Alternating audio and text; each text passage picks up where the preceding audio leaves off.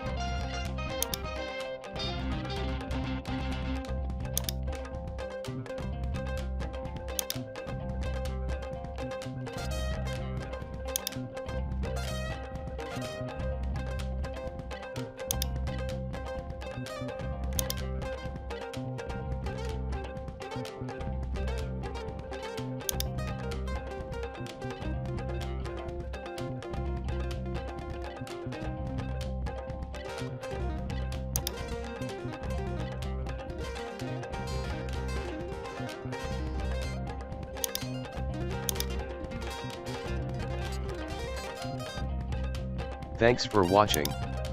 If you like our videos, please subscribe.